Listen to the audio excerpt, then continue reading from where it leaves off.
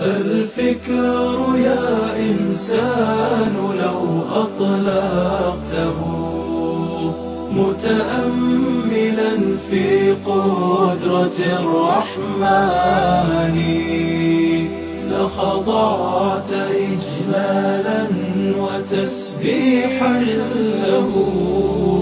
سبحانه رب عظيم الشان يعلو ولا يعلى وجل علوه وصفاته كملت بلا نقصان. سلطانه باق ويبقى ملكه هذا ويفنى كل ذي سلطان. في كل شيء قد تكامل صنعه ذا محكم التنزيل خير بيان. قد عم أرجاء الفضاء بآيه انظر ترى ما لا يصفه لساني. هذه السماء تزينت بكواكب لجمالها رفعت بلا أركان. والريح تجري والسحاب بأمره يحيي بها ما مات من بلدان.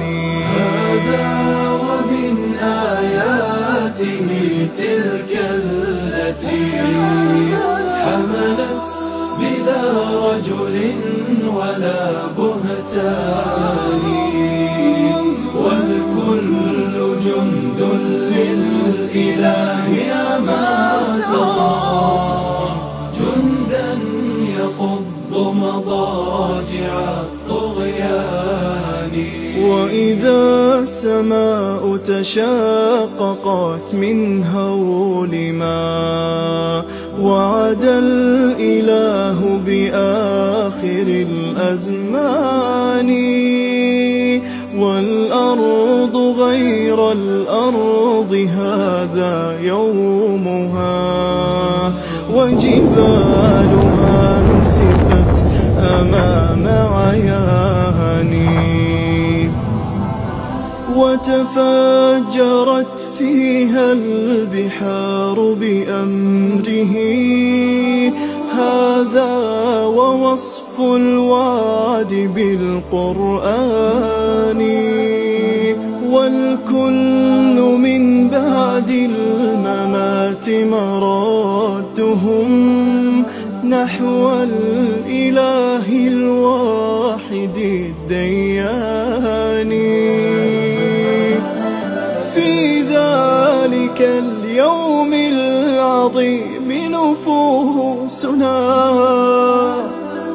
حشرت وها قد خاب ذو النكران.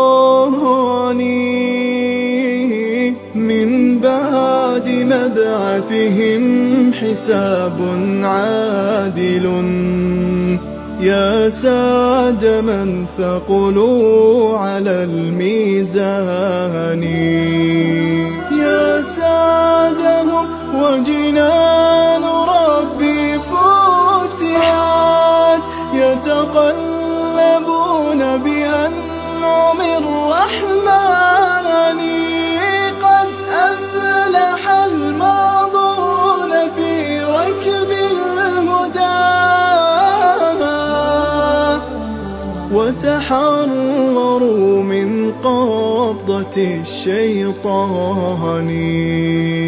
يتفكرون بآي خالقنا التي نطقت وتدعونا إلى الإيمان.